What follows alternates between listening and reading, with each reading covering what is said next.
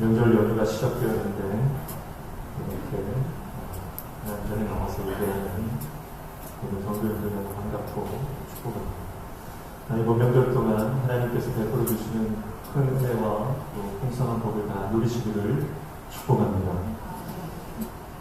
마가복음 6장 30절로 44절, 우리가 잘 아는 오병이어 설교 본문입니다. 한 3개월 전에 우리가 이 본문을 오병이어를 다루었는데요. 다시 이 본문에 마주하게 되었습니다. 하나님께서 이 말씀을 통해서 우리에게 말씀하시고자 하는 것, 또 강조하시고자 하는 것이 있는 줄로 믿습니다.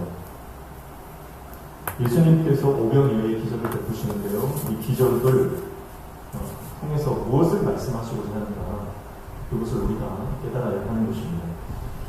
복음서에 나타나는 모든 기적들이 있습니다. 이 기적들은 크게는 두 가지로 그 목적을 말할 수 있겠습니다. 첫 번째는 기적 자체에 목적이 있는 것이 아니라 그 기적을 통해서 예수 그리스도가 누구인가를 말씀하시고자 하는 것입니다. 그리고 두 번째는 이 기적을 통해서 우리에게 깨닫게 하시고자 하는 것이 있다고 하는 것이죠. 이 오병이어 사건은 사복음서에 모두 포함된 사건이죠. 요한복음에는 예수님께서 이것을 만나 사건에 비유하고 있습니다. 그래서 출애굽한 백성들이 만나를 먹었죠. 하늘에서 내리는 만나를 먹었습니다. 이것은 인간이 경작하지 않은 것, 인간이 땀 흘려 수고하지 않은 것을 하늘로부터 하나님께서 주셔서 이것을 40년간 먹게 됩니다. 안식일의 규정을 지켜서 안식일 전에는 이틀분을 걷게 하시고 또 안식일 날은 걷지 않도록 하십니다. 평일에는 이틀분을 걷어가야 그게 산에서 더 먹지도 못하게 하셨습니다. 이런 음식이 어디 있습니다. 하나님께서 이런 특별한 하늘 양식으로 이스라엘 백성들을 먹이셨다는 거예요. 그리고 40년 동안 그런 음식과 이런 하나님의 채우시는, 공급하시는 경험을 통해서 우리가 알게 되는 것은 우리가 살아가는 모든 삶의 필요는 우리 힘으로 채울 수 없다는 것입니다. 하나님께서 공급해 주셔야 우리가 살아가는 존재가 된다는 것입니다. 여러분, 우리가 비록 돈을 벌어서 그 돈으로 뭔가를 사 먹기는 하지만 우리가 쌀 한 톨 만들 수 없는 그런 존재입니다. 먹는 것이 인간 자신의 힘으로 해결되는 것이 아니다. 모든 것들은 하나님의 은혜로 오는 것이다. 그것을 만나 사건을 통해 알게 되는 것이죠. 그런데 예수님께서는 이 만나가 바로 이 광야에서 나누신 이 오병이어의 사건과 연결된다, 그렇게 말씀하고 있거든요. 예수님은 무리와 함께 광야에 계십니다. 광야는 오늘 본문에 보면 한적한 곳 또는 빈들이라고 말하고 있습니다. 예수님께서 무리를 이끌고 광야에 가신 이유가 뭘까요? 예수님은 이 땅에 두 번째 출애굽을 위해서 오신 분입니다. 첫 번째 출애굽은 모세에 의해서 인도되었습니다. 그러나 두 번째 출애굽은 예수님에 의해서 인도되는데, 이것은 유대인들 뿐만 아니라 인류의 모든 이 땅을 살아가는 모든 사람들에게 영적인 출애굽을 하게 하시기 위해서 예수님께서 이 땅에 오신 것입니다. 그래서 예수님은 이 출애굽하고 나서 이스라엘 백성들이 광야로 들어갔던 것처럼 예수님은 이 복음을 증거하기 위해서 광야로 이들을 초청하고 있는 것입니다. 여러분, 예수님은 우리를 왕궁으로 데려가는 분이 아니에요. 예수님은 왕궁에서 태어나지도 않았을 뿐더러 우리를 왕궁으로 이끄시는 분도 아닙니다. 예수님은 단 한 번도 왕궁을 목적으로 삼으신 적이 없습니다. 주님께서 우리를 왕궁으로 데려갈 것이라고 생각하지 마십시오. 주님이 우리를 끌고 가시는 곳은 광야입니다. 빈들입니다. 한적한 곳이에요. 그곳으로 우리를 끌고 가십니다. 왜 우리를 그곳으로 끌고 가실까요? 이 광야에는 먹을 것이 없죠. 그래서 모인 모든 무리들이 굶주리게 되었습니다. 근데 예수님께서 이 말씀하세요. 너희가 먹을 것을 주라. 그렇게 말씀하십니다. 그래서 제자들이 묻습니다. 예수님, 도대체 이 많은 사람들을 어떻게 먹일 수 있습니까? 남자만 5,000명, 아이들과 여자들까지 합치면 10,000명, 20,000명 되는 수많은 무리들이 모였는데 우리가 무슨 수로 이들에게 먹을 것을 준단 말입니까? 그러나 예수님은 말씀하십니다. 너희가 먹을 것을 주라 말씀하십니다. 그러니까 빌립이 계산해 봅니다. 이 사람들 먹이려면 200데나리온 이상은 있어야 됩니다. 적어도 2,000만 원은 있어야 됩니다. 빵 하나 1,000원 잡아도 2만 명이면 2,000만 원이 들지 않습니까? 그렇게 이야기하는 거예요. 굉장히 계산이 빠르죠. 이성적이고 합리적인 사고를 하는 것입니다. 그러나 예수님은 너희가 먹을 것을 주라 말씀하시고 너희에게 가진 것이 무엇이냐 물으십니다. 그러자 제자들이 지금 우리에게 있는 것이 빵 5개와 물고기 2마리다 그렇게 말씀합니다. 그들은 그것이 아무것도 아닌 줄 알았습니다. 그러나 예수님이 그것을 주목하시자 그 작은 도시락이, 아이가 가져온 그 작은 도시락이 기적의 도구로 사용되는 것입니다.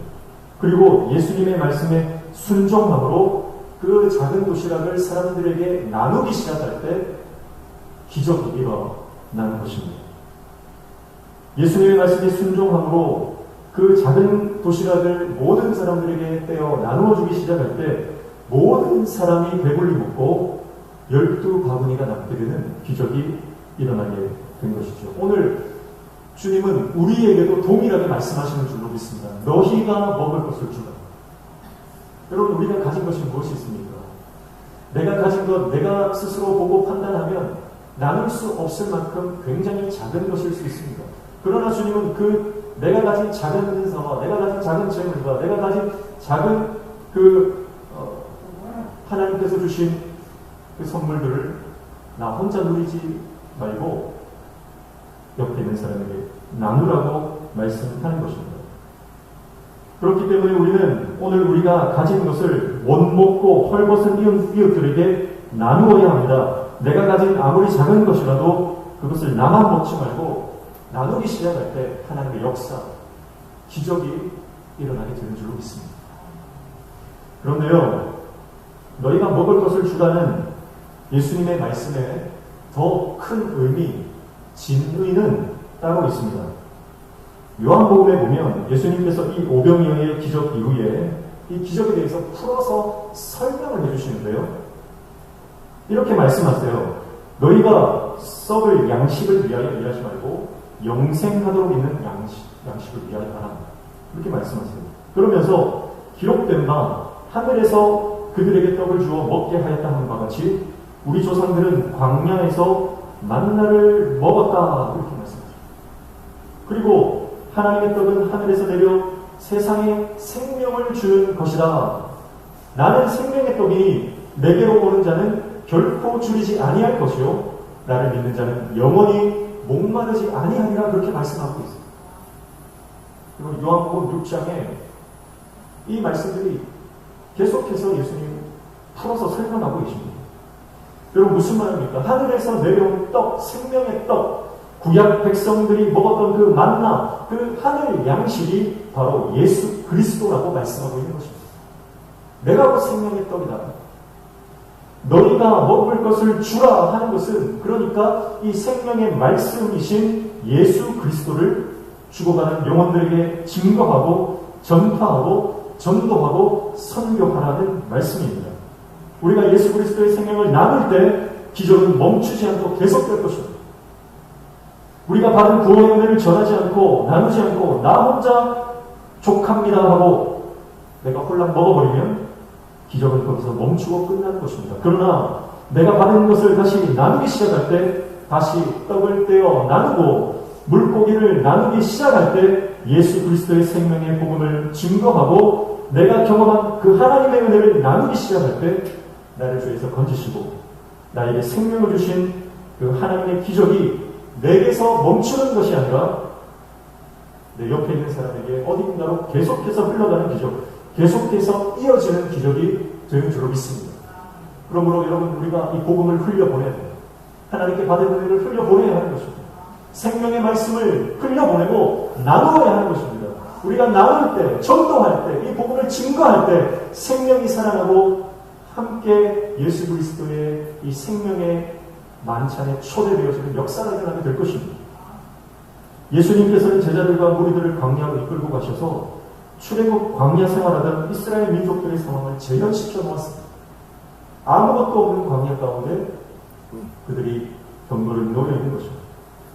그러나 그들이 먹었던 만나와 같은 그 광야의 만찬, 천국 연회를 예수님께서 베풀어 주시면서 그 만나 사건을 재현하십니다. 그러면서 구약의 이스라엘 백성들이 만나와 메추라기를 먹으면서 하늘을 바라봤던 것처럼 오늘 이 오병이어의 기적을 보면서 이 땅을 바라보지 말고 하나님 나라를 바라보고 하늘로 내 시선을 옮길 것을 우리에게 말씀하시는 것입니다. 여러분, 오늘 우리도 이 땅에 소망을 두지 말고 믿음으로 하늘을 바라보는 믿음의 사람 되시기를 축복합니다. 우리가 주님을 바라보고 하늘로 우리의 시선을 옮길 때에 비같이 내리는 하나님의 생명의 양식을 먹게 될 것입니다. 그리고 그 생명의 양식을 나눌 때에 우리를 통해서 하나님의 생명의 능력이 계속해서 증거될 것입니다. 근데 이 기적을 경험한 수많은 무리들은 나중에 어떻게 하나요? 예수님이 이런 기적들을 베푸실 때 그들은 굉장히 흥분하고 격양이 되어 있습니다. 그래서 그들은 예수님을 향해서 그 강렬한 기대를 가지게 되는데 그 기대가 지극히 인간적인 기대, 자기 중심적인 기대를 하게 됩니다. 그래서 이 예수님을 왕으로 우리가 모시면 경제 문제가 해결되겠구나. 그래서 이분을 임금으로 삼자 하는 그런 인간적인 기대를 품게 됩니다. 그래서 억지로 끌어다가 왕을 삼으려고 하는 장면이 요한복음에 동일하게 등장하죠. 그래서 예수님께서는 그 자리를 피하시고 제자들에게 흥분하지 말고 그 자리를 떠나라 말씀하고 있습니다. 여러분, 예수님께서 우리를 광야로 끌고 가셔서 우리를 먹여주시면서 가르치시고자 하는 것은 이 떡을 먹으면서 하나님을 기억하는 거예요. 이 떡을 먹으면서 그 떡에 취하지 말고 이 물고기에 취하지 말고 예수 그리스도의 말씀을 기억하라 하는 것입니다. 우리는 밥을 먹어야 살아가는 인생입니다. 일용할 양식이 있어야 생존하는 게 우리 연약한 인생입니다. 마찬가지로 우리의 영도 하나님의 말씀을 통해 예수 그리스도의 말씀을 먹고 주님과 늘 매일의 교제를 할 때에 우리 영이 살아난다는 것입니다. 예수님이 베푸신 그 오병이어 그 기적의 빵을 먹고 빵에만 집중하지 말고 진정으로 우리를 살리는 그분의 말씀에 집중하는 저와 여러분 되시길 축복합니다. 그래서 우리는 말씀에 굶주리고 말씀에 목말라야 합니다. 하나님의 은혜를 갈급해야 합니다. 목마른 사슴이 시냇물을 찾듯이 그 시냇물을 찾아 헤매이는 그 갈급함과 굶주림으로 하나님의 은혜를 사모하고 갈급해야 하는 줄로 믿습니다. 존 파이퍼 목사님이 쓴 하나님께 굶주린 삶이라는 책이 있습니다. 이 책에 이런 표현이 있어요. 하나님의 가장 큰 적은 그분의 선물이다. 이런 표현이 있어요. 하나님의 가장 큰 적은 그분의 선물이다라고 하는 거예요. 이 책에 보면 이런 내용이 나옵니다. 하나님을 향한 굶주림의 가장 큰 적은 독이 아니라 애플파이다. 천국을 향한 우리의 욕구를 무뎌지게 하는 것은 악인들의 잔치가 아니라 세상의 식탁에서 끝없이 주워먹는 부스러기다. 성인용 비디오가 아니라 밤마다 황금 시간대에 애청하는 시시한 볼거리들이다. 하나님을 사랑하는 마음의 가장 큰 적은 그분의 원수가 아니라 그분의 선물이다. 가장 위험한 욕구 대상은 끔찍한 악이 아니라 이 땅의 평범한 낙이다. 그것이 하나님 자리에 들어서면 우상 숭배가 잘 눈에 띄지도 않거니와 거의 구제불능 상태가 된다. 그렇게 이 책에 쓰고 있습니다. 여러분, 오늘 수많은 무리들이 예수님께서 베풀어 주신 이 오병이어의 역사를 경험하고 기적을 경험하는데 그 기적을 베풀어 주시는 예수님은 보이지 않고 빵에만 집중합니다. 예수님이 베풀어 주신 그 선물에만 매몰되어서 진정 예수님이 누구인지를 깨닫지 못하게 되는 것이죠. 그러니까 하나님의 가장 큰 적은 바로 하나님이 주신 선물이다. 그런 말을 하는 거죠. 미국의 39대 대통령을 역임한 지미 카터 대통령이 있죠.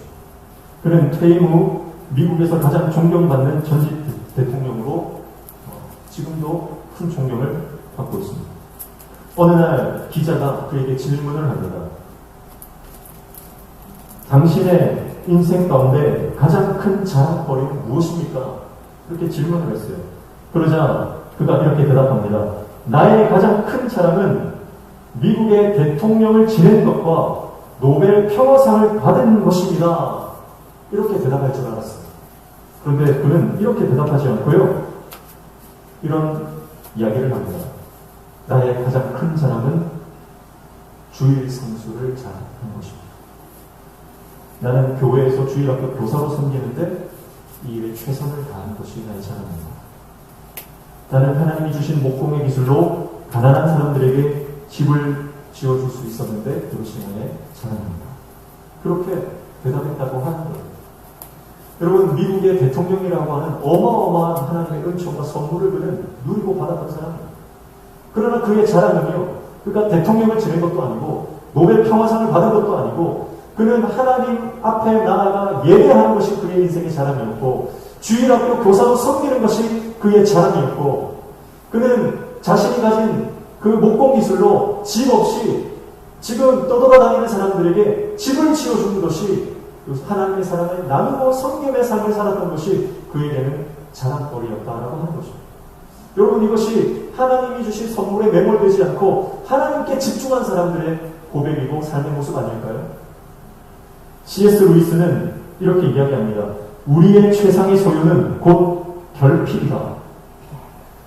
우리의 최상의 소유는 곧 결핍이다. 이런 이야기를 했어요. 여러분 오늘 기적이 일어나는 것이 다름 아닌 광야입니다. 광야는 결핍의 땅이에요. 광야는 부족함의 땅입니다. 그러나 우리 인생은 광야의 결핍 가운데서 비로소 하늘을 바라보고 하나님을 찾게 되는 은혜를 얻게 되는 것입니다. 그래서 광야는 축복이고 결핍이 축복입니다. 우리가 다 좋아하는 위대한 왕 다윗도 그의 깊은 영성은 모두 광야에서 구축된 것입니다. 사람들이 자기를 죽이려 하고 늘 도망자 신세가 되고 정말 발 뻗고 자지 못하는 그런 두려움의 광야의 도피 생활, 그 결핍의 땅 가운데서 그는 하나님을 만나고 하나님의 도우심을 경험하고 하나님과 동행함으로 그의 깊은 영성이 그 결핍의 땅 광야에서 구축되게 되는 것이죠. 왜냐하면 거기에는 하나님밖에는 의식할 데가 없는 거예요. 하나님밖에는 바라볼 대상이 없는 거예요. 하나님 외에는 자기를 도울 사람이 없는 것입니다. 그러므로 그는 광야가 은혜였고 결핍이 축복이었습니다. 연약함이 은총이고 부족함이 하늘의 복이었습니다. 여러분, 그리고 구약성경 이사야 58장에 보면 이 결핍은요 능력으로 연결된다고 얘기해요. 이사야 58장 6절 7절은 금식에 대해서 이야기하는데요. 금식을 가만히 생각해보면 이것도 굶주림, 결핍과 연결됩니다. 이사야 58장 6절 7절 이렇게 말씀합니다. 내가 기뻐하는 금식은 흉악의 결박을 풀어주며 멍에의 줄을 끌어주며 압제당하는 자를 자유케 하며 모든 멍에를 꺾는 것이 아니겠느냐. 또 줄인 자에게 내 양식을 나누어주며 유리한 빈민을 집에 들이며 헐벗은 자를 보면 입히며 또 내 권력을 피하여 스스로 숨지 아니하는 것이 아니겠느냐. 그렇게 말씀하고 있습니다.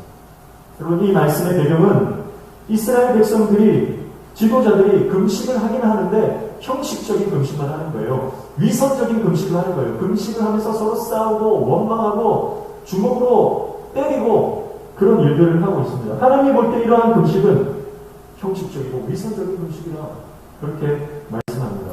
그러면서 하나님이 가르쳐 주시는 진짜 금식은 바로 종이나 압제당하는 사람을 자유롭게 풀어주고 내가 가진 것을 못 먹고 헐벗은 이웃과 형제들에게 나누어 주는 것, 그것이 진정한 금식이라 이렇게 말하고 있는 거예요.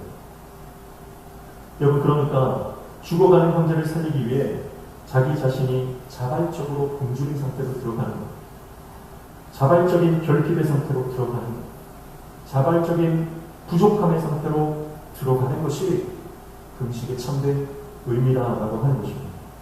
그리고 그러니까 능력이 나올 수밖에 없지. 왜냐하면 내가 비우고 내가 부족함의 상태로 들어가니까 내 안에 성령이 들어오셔서 충만케 되기 때문입니다. 성령이 우리 안에 충만케 되니까 능력은 당연히 나올 수밖에 없는 것이죠. 요즘 우리가 보는 드라마나 영화 이런 것들을 보면요, 전부 죽이고 배신하고 불륜하고 뭐 이런 내용들이죠. 아침 드라마부터 시작해서 저녁 드라마, 심야 드라마까지 전부 속이고 빼앗고 버리고 죽이는 내용들이에요. 요즘은 드라마가 19세 딱지가 붙은 드라마도 있더라고요. 공영방송에서 공중파로 이 19세 사람 죽이고 하는 이런 내용들이 방송되는 것을 보았습니다. 그런데요, 이 19세 되지 않은 학생들이 얼마나 많은 드라마를 보는지 우리 아이들 이야기를 들어보면 초등학교 친구들이 이 19세 드라마 안 보는 애들이 없다는 거예요. 근데 그 내용을 보면요, 참으로 끔찍합니다. 자기가 살려고 라이벌을 죽이고 살인과 끔찍한 이 극악한 범죄도 서슴지 않는 그런 내용들이 여과 없이 그냥 이 공중파에서 방송되는 걸 보면서 제가 경악을 금치 못했습니다. 그런데 우리 아이들이 이러한 것을 보면서 자란다고 하니까 얼마나 악한 시대에 우리가 살고 있는지 모르는 것이죠. 여러분 생각해 보십시오. 우리가 하루를 마치고 잠들기 전에 그런 막장 내용의 드라마를 보고 잠이 들면 우리의 영이 어떻게 되겠습니까? 그런 끔찍한 이야기들을 우리가 보고 잠이 들면요, 우리 영이 우리 무의식 가운데 악한 생각들이 자리 잡게 되는 것입니다. 영이 혼탁해지는 거예요. 여러분 우리가 하루 시작하거나 하루를 마무리할 때는 하나님의 말씀과 기도로 하루 시작하고 마무리해야 되는 줄로 믿습니다. 우리가 하루에 잠자리에 들기 전에 하나님을 생각하고 그분과 교제하고 가족들이 모여 앉아서 하루 동안에 감사했던 이야기들을 나누고 기도 제목을 나누고 서로 축복하고 격려하며 그렇게 잠자리에 들어야 하지 않겠습니까? 특별히 우리 아이들이 그런 신앙적인 분위기에서 우리 아이들이 하루를 마감하면 그 영이 회복되어지는 역사가 일어날 줄 믿습니다. 여러분 오늘 본문 34절을 보면 예수님께서 무리들을 불쌍히 여기셨다 그런 대목이 나옵니다. 그런데 여러분 이 불쌍히 여기셨다는 예수님의 말씀은요, 그들이 배고파서 불쌍하게 여긴 게 아닙니다. 사복음서 어디를 봐도 그들이 배가 고파서 굶주려서 그것을 놓고 예수님께서 불쌍하게 여기시고 가볍게 여기셨다는 내용이 나오지 않습니다. 오늘 예수님께서 그들을 불쌍히 여기신 이유는 바로 목자 없는 양 같음으로 인하여 불쌍히 여기신 거예요. 그러니까 육신적인 문제 때문에 불쌍히 여기신 게 아니라 영적인 문제 때문에 불쌍히 여기셨다라고 하는 거예요. 육신의 양식이 없어서 불쌍히 여기신 것이 아니라 그들을 하나님의 말씀으로 바로 이끌어줄 사람이 없고 그로 인해 그들 안에 하나님의 말씀이 없는 것을 안타까워하시고 그들 안에 하나님의 말씀이 없는 것을 불쌍히 여기셨다 이 말이죠. 아모스 8장 11절 말씀에 보면 주 여호와의 말씀이니라 보라 날이 이를지라 내가 기근을 땅에 보내리니 양식이 없어 죽임이 아니며 물이 없어 가람이 아니요 여호와의 말씀을 듣지 못한 기간이라 그렇게 말씀합니다. 여러분 오늘날 우리는 먹을 것이 넘치는 시대를 살아갑니다. 과식의 시대, 폭식의 시대, 미식의 시대를 살아가고 있습니다. 그러나 동시에 영적으로는 영적 기근인 시대를 살아갑니다. 영적 결핍, 영적 영양 실종의 시대를 살아가는 것이 오늘날 영적인 현주소라고 하는 거예요.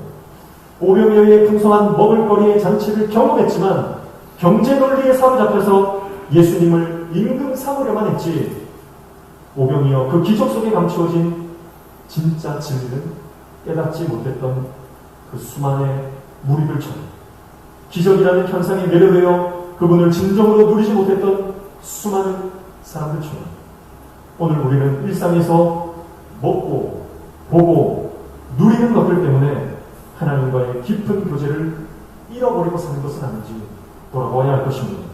그분이 주신 선물 때문에 하나님을 잊은 채 살아가지 마십시오. 예수님께는 관심이 없고 떡에만 관심이 있었던 사람들처럼 이 땅의 것에만 관심 두지 말고 우리를 진정 살리는 생명의 말씀 예수 그리스도의 십자가를 바라보는 저와 여러분 되시기를 축복합니다. 예수님이 오병이어 기적의 본뜻을 설명해 주시고 나니까 사람들이 어떤 반응을 보였을까요? 요한복음 6장 66절 말씀에 보면 이런 내용이 나와요. 그때부터 그의 제자 중에서 많은 사람이 떠나가고 다시 그와 함께 다니지 아니하더라. 다시 그와 함께 다니지 아니하더라 말합니다. 예수님께서 떡에 관심이 없고 세상의 권력에 관심 없는 것을 알고 사람들은 그런 예수 인정하지 않고 이런 메시아는 원하지 않는다. 그러면서 예수님을 떠나가는 사람들이 많았다. 이렇게 이야기합니다. 그래서 예수님께서 제자들을 향해서 물으십니다. 너희도 가려느냐? 너희도 가려느냐? 그때 베드로가 이렇게 말하죠. 주님, 영생의 말씀이 주께 있사오니 우리가 누구에게로 가오리까? 영생의 말씀이 주께 있는데 우리는 떠나지 않겠습니다. 예수님의 슬펐던 마음이 위로받지 않겠습니다. 베드로의 그 고백을 통해서 우리 주님의 마음이 위로를 받게 되는 것이죠. 사랑하는 성도 여러분, 오늘 이 고백이 저와 여러분의 고백 되시기를 축복합니다. 하나님 주신 떡에만 관심 가지고 기적에만 관심 가졌던 사람들이 이제 다 예수님을 떠나가는 이때에 우리는 영생의 말씀을 사모함으로 주님과 더욱 동행하며 친밀한 교제를 나누는 하나님의 종 되시기를 축복합니다. 오늘 저는 설교 제목을 낯선 행복이라고 정했습니다. 이런 말이 있더라고요. 익숙한 불행을 버리고 낯선 행복을 선택하라. 익숙한 불행을 버리고 낯선 행복을 선택하라. 여러분, 우리는 부와 명예와 건강과 성공이 행복이라는 생각에 익숙해져 있습니다. 그리고 결핍과 부족, 광야와 빈들은 불행한 삶이라고 늘 생각하고 살아왔습니다. 그러나 오늘 말씀은 광야에서의 결핍 가운데 하나님을 바라보고 하나님의 공급하심을 경험하는 그 낯설고 새로운 풍경이 오히려 진정한 행복이라고 말씀하고 있습니다. 장소는 중요하지 않습니다. 하나님이 함께 하시면 되는 것입니다. 아무 때나 어디에서든지 주님이 함께 하신다면 거기에 진정한 행복이 있는 것입니다. 내 삶에 연약함이 있어도, 우리 가정 안에 결핍이 있어도, 우리 교회 안에 많은 부족함이 있다 하더라도 주님이 우리와 함께 하시면 하나님 나라가 이루어지는 것입니다. 주님 말씀 안에, 주님의 임재 안에, 주님의 날개 아래 거하면 주님은 우리를 회복시키시고 우리 안에 생명의 역사를 허락해 주실 것입니다.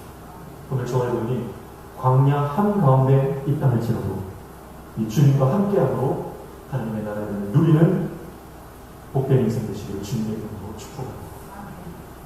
하나님 아버지, 은혜를 감사합니다. 결핍의 시대를 살아갑니다.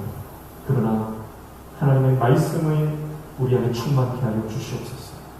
세상에 주어진 하나님의 선물, 그것들을 바라보며 하나님을 잊는 인생이 아니라 그것들을 통해 더욱더 하나님께 가까이 나아가고 때로는 광야 한복판에 있을지라도 주님과 함께 동행함으로 하나님 나라 천국을 누리는 인생 되게 하여 주시고, 너희가 먹을 것을 주라 말씀하시는 그 말씀에 순종하여 우리가 가진 이 은혜를 나누고 복음을 나누고 예수 그리스도의 십자가를 증거하는 인생 되게 하여 주셔서 우리의 일상이 기적이 되고 우리 삶을 통해 예수 그리스도가 우리 일꾼에게 증거되는 놀라운 역사가 일어나게 도와주시옵소서.